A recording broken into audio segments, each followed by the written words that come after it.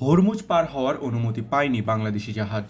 Iran যুদ্ধ শুরু হবার পর হরমুজ প্রণালীর ভেতরে পারস্য উপসাগরে আটকা পড়েছিল বাংলাদেশি পতাকাবাহী জাহাজ এমভি বাংলার জয়যাত্রা। বুধবার ভোরে ইরান যুক্তরাষ্ট্রের যুদ্ধবিরতির পর আটকে থাকা জাহাজটি হরমুজ পার হওয়ার জন্য যাত্রা শুরু করে। তবে বৃহস্পতিবার রাতে জাহাজটির নাবিকেরা ইরানের বাহিনীর কাছে হরমুজ প্রণালী পার হওয়ার অনুমতি চেয়ে পাননি। নাবিকেরা জানান, অনুমতি না পেয়ে হরমুজ প্রণালীর কাছাকাছি এসে নোঙ্গর করে রাখা হয়েছে জাহাজটি। বাংলাদেশ শিপিং কর্পোরেশন বিএসসি এর মালিকানাধীন জাহাজটিতে বাংলাদেশের ৩১ জন নাবিক রয়েছেন।